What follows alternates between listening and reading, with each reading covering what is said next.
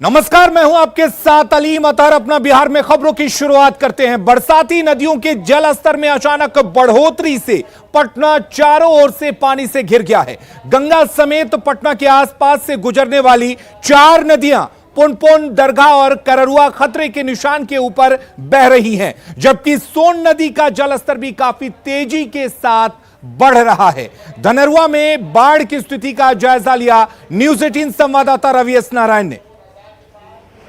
बरसाती नदियों में अचानक से पानी बढ़ जाने के कारण पूरा पटना जो है वो चारों तरफ से पानी से घिर गया है। आपको बता दें कि एक तरफ अगर देखें कि मसौढ़ी धनरुआ का जो इलाका है वो दरधा नदी में पानी बढ़ने के कारण घिर गया है, तो दूसरे तरफ पुनपुन जो है वो उफान पर है। वहीं अगर कहें कि छोटी नदियां जो है करवारू और महताइन जैसी नदियों में पानी आने के कारण फतुआ और दनियावा जैसे प्रखंड जो हैं वो पूरी तरह से चारों तरफ से घिर चुके हैं। तो एक ढंग से कहें कि पटना के चारों तरफ जो है वो बरसाती नदियों के कारण घिरा हुआ है। लेकिन अभी हम धनरुआ में हैं और एक तस्वीर हम आपको दिखाते हैं कि ये जरा देखिए कि ये दरधा नदी है और दरधा नदी का जो बहाव है वो दक्षिण से देखिए उत्तर की तरफ ऐसे करके है, लेकिन ये कटाव जो है बहुत बड़ा कटाव हुआ है और ये यहाँ से बांध टूटी है और टूटने के कारण जो नदी का जो बहाव है, जो रास्ता है वो पूरा मुड़ करके गांव की तरफ हो गया है। और किस रफ्तार से पानी जो है वो गांव में प्रवेश कर रहा है, ये ज़रा तस्वीर आप देखिए।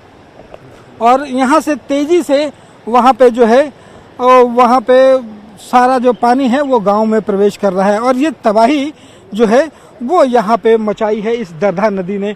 यहाँ पे अभी तक फायर फाइटिंग का काम अगर देख सकते हैं तो तटबंध बनाने का काम जो है अभी भी पूरा नहीं हुआ है। हालांकि यहाँ पे प्रशासन को जो टीम है वो लगी हुई है। ये कब यहाँ पे कटा हुआ?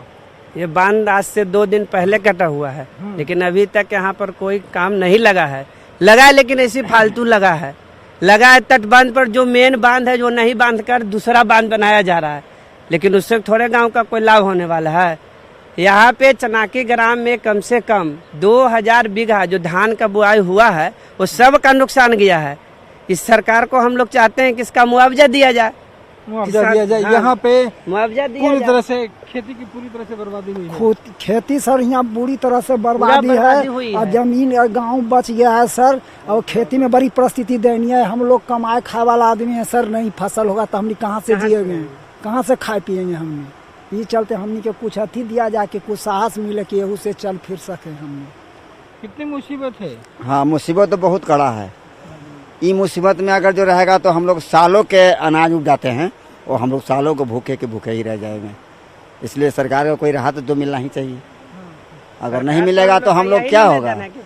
और नहीं तो अगर जो नहीं विश्वास है तो यहाँ आकर खुद देख लें, जांच करवा लें। ठीक है। तो यहाँ पे जो जिला प्रशासन जो है वो तटबंध को मरम्मती का कार्य जो है वो शुरू कर चुकी है, लेकिन ग्रामीणों का कहना है कि ये अगर पहले मरम्मत की जाती तो ये हसर नहीं होता और फसल के बड़े मात्रा में नुकसान होने के कारण जो लोग हैं वो मुआवजे की मांग कर रहे हैं। कैमरा पर्सन मनीष जुनेजा के साथ रवि एस नारायण, न्यूज 18 पटना। और वहीं मुंगेर में भी गंगा उफान पर है। लगातार जल स्तर में बढ़ोतरी के कारण बाढ़ का खतरा गहराता जा रहा है। 2 दिन से गंगा के जल स्तर में काफी तेजी के साथ बढ़ोतरी दर्ज की जा रही है। सोमवार को गंगा का जल स्तर 2 सेंटीमीटर प्रति घंटा की रफ्तार से बढ़ रहा था। वहीं मंगलवार से जल स्तर में 3 सेंटीमीटर प्रति घंटा की रफ्तार से बढ़ोतरी दर्ज की गई। जल स्तर में अब बढ़ोतरी होने पर दियारा के इलाकों में बाढ़ का पानी फैल जाएगा। अभी गंगा का पानी खतरे के निशान से 1.33 सेंटीमीटर नीचे बह रहा है। हालांकि बाढ़ के खतरे को देखते हुए जिला प्रशासन ने पुख्ता तैयारी की है। जायजा लिया है न्यूज 18 संवाददाता अरुण शर्मा ने। जिले में गंगा की स्थिति जो है दिन भर दिन भयावह होने को लगी है। आप देख सकते हैं कि गंगा की जो अभी स्थिति है वो काफ़ी ही भयावह है। गंगा का जो पानी है वो अब तटों में सट गया है और कुछ मतलब 1 से 2 दिन ये स्थिति हो तो गंगा का जो पानी है वो गाँवों में घुसने में समय नहीं लग सकता है। लेकिन अब तक जो जिला जो है बाढ़ से अछूता था, लेकिन अब जो है 1-2 दिन में गंगा की यही स्थिति होगी तो जिले में भी बाढ़ आने की संभावना बढ़ गई है। तो आप यहाँ पे देख सकते हैं कि जो नावें हैं, नाव बिल्कुल गाँवों में सट गए हैं। जो यहाँ पे स्थानीय लोग भी साथ में हैं, हम उन्हीं से जानेंगे कि गंगा की क्या स्थिति है। ये बढ़ रहा है, कितना बढ़ा है? कम से कम बढ़ गया, एक हाथ पानी रात में बढ़ा। कितना इलाका है क्या? वो तो सगर तक पानी घुसले जा रहा है। आपने देखा कि जो गंगा की जो स्थिति है, जो पानी की जो इन्होंने बताया कि जो पानी की अब स्थिति है वो काफ़ी भयावह हो चुकी है। कई इलाके जो है निचले इलाके वहाँ पे पानी घुस गए हैं, लेकिन अभी भी समय है कि लोग सजग हो, वो इस पे ध्यान दे तथा गंगा की पानी पे वो ध्यान देते हैं तथा ताकि वो जल्द से जल्द जो बाढ़ की अगर स्थिति आती है तो वो अपने आप को सेफ कर सके। अरुण शर्मा, न्यूज़ 18 मुंगेर। और मुजफ्फरपुर में बहने वाली बागमती नदी का जलस्तर फिर से बढ़ने लगा है। पिछले 2 दिनों से नदी का जलस्तर बढ़ रहा है। लोगों को फिर से बाढ़ का खतरा सताने लगा है। लोगों का कहना है कि नदी का पानी घट गया था और बाढ़ का डर कम हो गया था, लेकिन जिस तरीके से पानी फिर से बढ़ रहा है, उन्हें बाढ़ का खतरा सताने लगा है। पानी जो है सो रात में जो है पानी जो है सो बढ़ा तो तनका डुल गया। आज तेजी में पानी बढ़ रहा है जी। हाँ तो ज़्यादा ना होगा, इसका कुछ ठीक है, इसका कुछ ठीक नहीं है। बच्चा चल रहा है, अगर पानी आएगा तो तगड़ा जाएगा। बाढ़ बढ़ रहा है, कल से बढ़ रहा है। उम्मीद है कि दहर आ जाएगा तगड़ा। पछिया चल रहा है, तो शाम को पछिया होता है तो बाढ़ आ जाता है जाके। हाँ, अब कभी आ जाएगा, कोई ठीक नहीं है अब इसको। और वहीं नालंदा के हिलसा के गोसाई बीघा में लुकाइन नदी के टूटे तटबंध की मरम्मत युद्ध स्तर पर की जा रही है। लुकाइन नदी के जल स्तर में अचानक बढ़ोतरी के कारण 3 जगहों पर तटबंध टूट गया था। लुकाइन नदी का तटबंध टूटने से हिलसा की करीब 5 पंचायतें जलमग्न हो गईं। कई घरों में बाढ़ का पानी प्रवेश कर गया, जिसके कारण आम जनजीवन अस्त व्यस्त हो गया था और हजारों एकड़ में लगी धान की फसल बर्बाद हो गई। बाढ़ की त्रासदी को देखते हुए जल संसाधन विभाग ने तटबंध की मरम्मत करने के लिए बड़ी संख्या में मजदूरों को काम पर लगाया है। लुकाइन नदी पर तटबंध के मरम्मत कार्य का जायजा लिया है न्यूज़ 18 संवाददाता अभिषेक कुमार ने। अभी मौजूद हैं नालंदा जिले के हिलसा प्रखंड क्षेत्र के गोसाई बीघा में, जहां आप देख सकते हैं कि जो ये है मजदूर यहां पर लगे हुए हैं। लुकाइन नदी के जो तटबंध टूट गए थे उसे मरम्मत के लिए यहां पर अधिकारी मौजूद हैं, जल संसाधन विभाग के अधिकारी मौजूद हैं। यहां पर करीब हजारों मजदूर यहां मौजूद हैं। यहां देख सकते हैं किस तरह से बोरिया से मिट्टी भराई की जा रही है और ये मिट्टी अब इसी से तटबंध को मजबूती किया जा रहा है। यहाँ पर जो देख सकते हैं जिस तरह से तटबंध टूटी है वहाँ पर बांस से घेराबंदी की गई है, क्योंकि ये करीब 25 से 30 फीट गड्ढा जो है होने के कारण यहाँ तटबंध मजबूती करना बहुत ज़रूरी हो गया था। यहाँ पर जो आसपास के इलाका है वो बाढ़ग्रस्त इलाके में तब्दील हो गया था, जिससे जल जमाव हो गई, किसानों की परेशानी हुई, लोगों को परेशानी खासे परेशानी हुई है, जिसे रोकने के लिए यहाँ पर मजबूती प्रदान किया जा रहा है, तटबंध को मजबूती किया जा रहा है। यहाँ पर अधिकारी मौजूद हैं, उनसे भी जानते हैं क्या स्थिति। ये सर बताया जाए क्या स्थिति है यहाँ पर, क्या करवा रहे हैं? यहाँ पे हम लोग फ्लड फाइटिंग वर्क करवा रहे हैं और बालू भरे हुए बोरे को एनसी में डाल करके इसको मरम्मती किया जा रहा है। अभी पानी को रोकने के लिए केवल 3 मीटर चौड़ाई में इसको बांधा जा रहा है। फिर इसका मजबूतीकरण जब पानी रुकना जाना बंद हो जाएगा गाँव में और दूसरे तरफ निकलना कंट्री साइड में, तो इसका हम लोग ये फिर मजबूतीकरण करेंगे। कितना लंबे लगभग तटबंध टूटे हैं? ये करीब 35 मीटर में है। 35 मीटर है जी। गड्ढा कितना हो गया? गड्ढा बीच में करीब 25 मीटर है और किनारे में 25 फीट है और किनारे में करीब 10 फीट के करीब है। तो जैसा देख सकते हैं कि यहाँ पर अधिकारी थे जल संसाधन विभाग के, वो साफ बता रहे हैं कि यहाँ पर काफ़ी परेशानी हुई है और ख़ास करके जिस प्रकार जो जलस्तर कमी आई है थोड़ी सी राहत महसूस हुई है। नालंदा से न्यूज़ 18 अभिषेक कुमार। खगड़िया जिला प्रशासन ने बाढ़ प्रभावित इलाके में बाढ़ पीड़ितों की मदद के लिए बोट एम्बुलेंस सेवा की शुरुआत की है। इस बोट एम्बुलेंस पर डॉक्टर और स्वास्थ्य कर्मियों के साथ साथ प्राथमिक उपचार किट मौजूद है। खगड़िया के अलौली प्रखंड की 5 पंचायतें बाढ़ से प्रभावित हैं। जहां बोट एम्बुलेंस के जरिए बाढ़ पीड़ितों तक मदद पहुंचाई जाएगी। इस बोट एम्बुलेंस के माध्यम से बाढ़ग्रस्त इलाके के लोगों को कोरोना टीकाकरण के साथ साथ कोरोना जांच का भी काम किया जाएगा। खगड़िया डीएम आलोक रंजन घोष और स्वास्थ्य विभाग के पदाधिकारियों ने हरी झंडी दिखाकर बोट एम्बुलेंस को रवाना किया, जिससे लोगों में उत्साह है। नाव काफ़ी बड़ा है और स्पेस को इस हिसाब से हम लोगों ने इस नाव का चयन किया है कि अगर भविष्य में वहाँ पर किसी प्रकार के राहत सामग्री इत्यादि पहुँचाने की आवश्यकता पड़े तो ये नाव जो एक तरीके से मल्टीपर्पज इसका काम करे। स्वास्थ्य सुविधाएं, टीकाकरण, टेस्टिंग और साथ ही साथ आपदा राहत के लिए यदि कभी भी आवश्यकता पड़े तो वहाँ पर बचाव राहत कार्य के लिए भी इस नाव का इस्तेमाल किया जा सके। बाढ़ के बख्तियारपुर में गंगा के जलस्तर में बढ़ोतरी के बाद भी लोग जान जोखिम में डालकर गंगा में छलांग लगा रहे हैं। अलर्ट के बाद भी नाबालिग और युवा जान जोखिम में डालकर स्टंट करने से बाज नहीं आ रहे। तस्वीरें बख्तियारपुर के सीढ़ी घाट की हैं।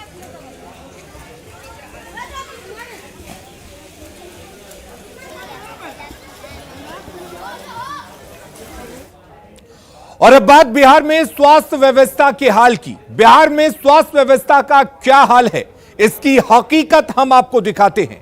सहरसा सदर अस्पताल में एक बच्चे को इलाज के लिए अस्पताल लाया जाता है। बिजली नहीं होने और जनरेटर में तेल नहीं होने की वजह से उसका इलाज मोबाइल की रोशनी में करने की तस्वीर कैमरे में कैद हुई। तस्वीरें आपके सामने हैं। अस्पताल में जनरेटर भी है लेकिन उसमें डीजल नहीं रहता। जब जरूरत पड़ती है तो तेल के लिए कर्मचारी इधर उधर दौड़ते हैं। देखिए तस्वीर में कैसे कर्मचारी गैलन में डीजल लेकर आते हैं, फिर उसे जनरेटर में डाला जाता है। इस व्यवस्था को देखकर आप अंदाजा लगा सकते हैं कि बिहार में अस्पतालों की हकीकत क्या है। करीब 45 मिनट तक बिजली नहीं रहती है और मोबाइल की रोशनी में इलाज जारी रहता है। हालांकि मामला सामने आने पर सिविल सर्जन ने संज्ञान लिया है, साथ ही लापरवाह लोगों को शो कॉज भी जारी किया गया है। वहीं स्थानीय विधायक और मंत्री आलोक रंजन ने भी व्यवस्था को दुरुस्त करने का भरोसा दिया है। तो यह खबर सहरसा से है, जहां सदर अस्पताल की लापरवाही की जितनी भी बात की जाए वो कम होगी। ऐसा ही लापरवाही उस वक्त भी देखने को मिला जब 1 साल के एक छोटे बच्चे को सांप काटने पर परिजन सदर अस्पताल के इमरजेंसी वार्ड में इलाज के लिए लेकर आते हैं। अस्पताल में उस वक्त बिजली नहीं होती है और न ही जनरेटर चलाया जाता है। खास बात यह है कि जनरेटर में डीजल ही नहीं था। लाइन कटने के बाद से संविदा पर चल रहे जनरेटर कर्मी तेल लाने गए और तब तक तकरीबन 45 मिनट तक बच्चे का इलाज मोबाइल के टॉर्च की रोशनी में किया जाता रहा और अस्पताल प्रशासन 45 मिनट तक मूक दर्शक बना रहा। लापरवाही की एक एक तस्वीर हम आपको दिखा रहे हैं। पहली तस्वीर आप देखिए किस तरह से सदर अस्पताल में मोबाइल की रोशनी में 1 साल के बच्चे का इलाज जारी रहता है। दूसरी तस्वीर आप देख सकते हैं, बिजली गुल है लेकिन जनरेटर में डीजल नहीं है। अस्पताल में जो जनरेटर चलाने वाले जिम्मेदार हैं वो डीजल के लिए इधर उधर भागते हैं। डीजल की व्यवस्था की जाती है लेकिन व्यवस्था करने में 45 मिनट का वक्त लगता है। उसके बाद जनरेटर में डीजल डालकर जनरेटर को शुरू किया जाता है, स्टार्ट किया जाता है। डॉक्टर ये कह रहे हैं कि बच्चे की हालत गंभीर थी, क्योंकि बच्चे को सांप ने काटा था जिसका इलाज करना भी जरूरी है। वो कह रहे हैं कि टॉर्च की रोशनी पर जान बचाना पहले जरूरी है। बिल्कुल सही बात है, इलाज को प्राथमिकता दी जा रही है और दी भी जानी चाहिए। लेकिन सवाल यह है कि क्या सदर अस्पताल में टॉर्च की रोशनी पर इलाज करना सही है? क्या बिजली गुल होने के बाद से जनरेटर के लिए डीजल लाने जाना सही है? क्या पहले से डीजल की व्यवस्था नहीं की जानी चाहिए थी? और अगर बिजली गुल होती है तो उस वक्त अस्पताल में जनरेटर क्यों नहीं चलाया जाता? ये तमाम ऐसे सवाल हैं। तो लाइट नहीं तो किसी इलाज कर रहे हैं? लाइट नहीं अभी जस्ट कट है और आने वाले से हम लोग परेशान इस बच्चे को कोशिश कर रहे हैं इसको ABS एंटी जो मतलब स्नेक वेनम है वो दे रहे हैं और कोशिश कर रहे हैं बच्चों को बचाने की, लेकिन स्थिति बहुत हमारे अंडर कंट्रोल नहीं, फिर भी कोशिश कर इसको 31 पे मिला है हमें। तो मोबाइल की रोशनी पे इलाज हो रहा है? जी बिल्कुल, मोबाइल की रोशनी में अभी मजबूरी में किया जा रहा है। पहले तो ये एक जगह की तस्वीर नहीं है, दानापुर के बेटा के रेफरल अस्पताल की भी ऐसी ही तस्वीर सामने आई है जो आपको हैरान कर देगी। यहां घायल मरीज का इलाज मोबाइल की रोशनी में किया गया।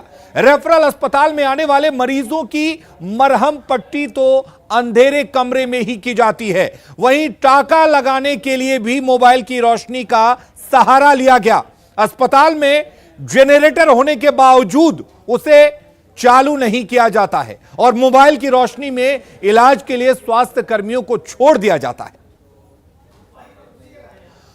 और हमारे साथ अमरजीत जुड़े हुए इस खबर पर ज्यादा जानकारी के लिए। अमरजीत, तस्वीरों में हम साफ देख सकते हैं अस्पताल में बड़ा जनरेटर उपलब्ध है, लेकिन इलाज अंधेरे में किया जा रहा है, मोबाइल की रोशनी का इस्तेमाल किया जा रहा। आखिर ऐसी नौबत क्यों आ रही है?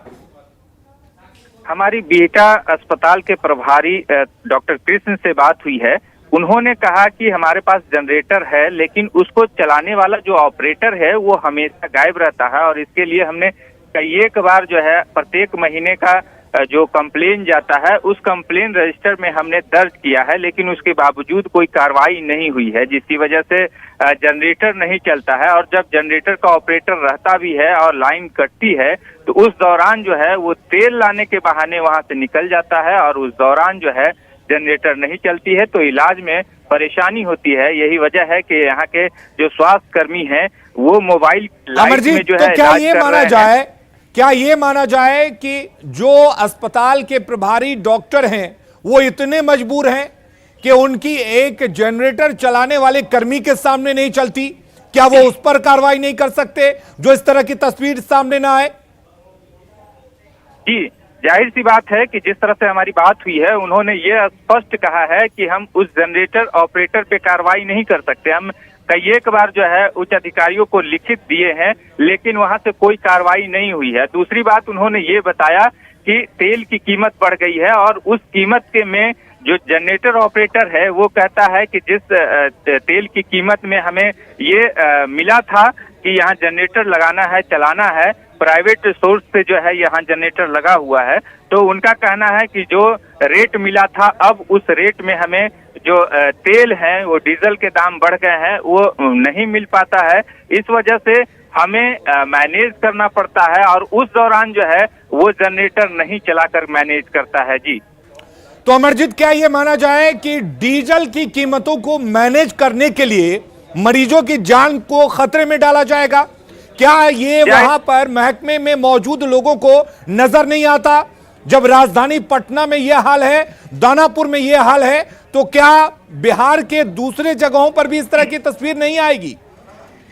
जाहिर सी बात है, जिस तरह से राजधानी पटना की ये तस्वीर सामने आई है उससे तो यही लगता है कि जब राजधानी पटना में इस तरह के हाल हैं तो बाकी जिलों के हाल भी बेहाल होंगे। और यही तस्वीर जो राजधानी पटना के सटे बिहटा का है, ये तस्वीर जो है इस बात की गवाह है कि पूरे बिहार में इस तरह के जो सुविधाएं हैं वो सुविधाएं जो है अस्पताल को नहीं मिल पाती है। सिर्फ नाम मात्र, दिखावा मात्र का ये जनरेटर है और वो भी बड़े जनरेटर लगाए गए हैं और वो सारे जो है दिखावे साबित हो रहे हैं और यहाँ चलता नहीं है। जब जो है ऑपरेशन करना होता है, बिल्कुल अमरजीत, ये दिखावे के लिए ही लगाए गए हैं। सरकार तमाम सुविधाएं उपलब्ध कराने की कोशिश करती है, लेकिन प्रभारी डॉक्टर कहते हैं कि जनरेटर चलाने वाला कर्मी उनकी बात नहीं सुनता और जनरेटर चलाने वाला कर्मी कहता है कि उन्हें डीजल की कीमत नहीं मिलती, इसलिए जनरेटर नहीं चलाकर वो कीमतों को मैनेज कर रहा है। समस्याएं सबकी हैं, लेकिन इन समस्याओं का हर्जाना मरीजों को भुगतना पड़ता है। बहुत बहुत शुक्रिया आपका तमाम जानकारी देने के लिए। और बिहार में जिनके कंधे पर शराबबंदी कानून को जमीन पर लागू करने की जिम्मेदारी है, वही कानून की धज्जियां उड़ा रहे हैं। जहानाबाद में उत्पाद विभाग के ऑफिस में ही शराब पार्टी का वीडियो वायरल हो रहा है। बताया जा रहा है कि उत्पाद विभाग की गाड़ी चलाने वाला प्राइवेट ड्राइवर अपने दोस्तों के साथ शराब पार्टी कर रहा है। शराब पार्टी उत्पाद विभाग के डिपो में स्थित गार्ड रूम में चल रही थी। पार्टी कर रहा शख्स अपने लोगों के बीच शराब बांट भी रहा था। वीडियो वायरल होने के बाद से ड्राइवर फरार है। ये बियर आपको ले जाने के लिए दिया गया है? चलिए चलिए। ये आप लोग बियर कहाँ से ढो रहे हैं? कहाँ से ला रहे हैं बियर? बियर कहाँ से ला रहे हैं? बियर कहाँ से ला रहे हैं? ठेका हुआ है, क्या हो रहा है वहाँ? चलिए चलिए अंदर चलिए, आप लोग क्लास लगवा दो, चलिए अंदर चलिए। ना गोड़ पर कहाँ से लेके जा रहे हैं? पीते नहीं अपनी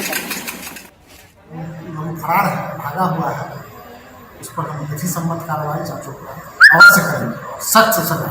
कौन कौन लोग हैं सर, पहचान हुई है? एक तो पहचान हमको आया है सिर्फ एक का, जो जीप का ड्राइवर है, दामोदर नाम है उसका। उत्पाद विभाग में है? उत्पाद विभाग में प्राइवेट ड्राइवर है, जो गाड़ी भाड़ा पर लिया गया है इसका ड्राइवर। जी जी। क्या उस पर कार्रवाई होगी सर? इस तरह का कार्रवाई एकदम जो एक्साइज एक्ट कहता है तो कार्रवाई होगी। सिवान में उत्पाद विभाग की टीम ने लग्जरी कार से भारी मात्रा में विदेशी शराब बरामद की है। गुप्त सूचना के आधार पर जीबी नगर तरवारा थाना क्षेत्र के अपराध मोड़ के पास पुलिस ने वाहन चेकिंग की, लेकिन इस दौरान पुलिस ने लग्जरी कार से 1126 बोतल विदेशी शराब जब्त की है। कार में तहखाना बनाकर शराब की तस्करी की जा रही थी। पुलिस ने 2 धंधेबाजों को भी गिरफ्तार किया है। शराब को यूपी से दरभंगा लाया जा रहा था।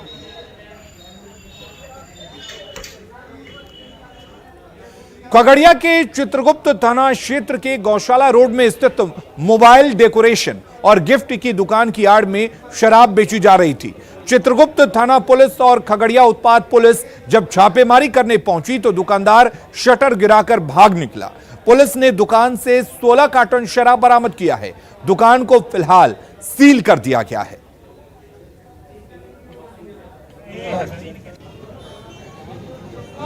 दुकानदार को अलग किए हुए हैं। बहुत देरी आशा देखने के बाद दुकान नहीं खुला तो मजिस्ट्रेट साहब बहाल हुए, उनके सामने अति का ताला तोड़ा गया और उनके समक्ष जब्ती सूची बनाया गया, जिसमें 16 कार्टून, एक कार्टून में 2 बोतल कम पाया गया।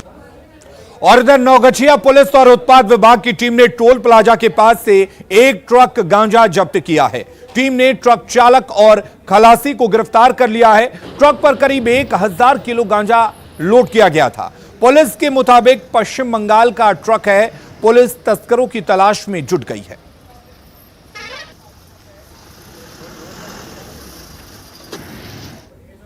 नालंदा जिले के सोसराय चौक पर हत्या के विरोध में लोगों ने आगजनी और चक्का जाम किया। नाराज लोगों ने मृतक के परिजनों को नौकरी और आर्थिक सहायता की मांग की। लोगों ने पुलिस के रवैये पर सवाल उठाते हुए अपराधियों को जल्द से जल्द गिरफ्तार करने की मांग की। आपको बता दें कि अज्ञात बदमाशों ने लहेरी के रामचंद्रपुर में सोसराय निवासी कुंदन डोम की गोली मारकर हत्या कर दी। कुंदन पर मवेशी चोरी का आरोप लगा था।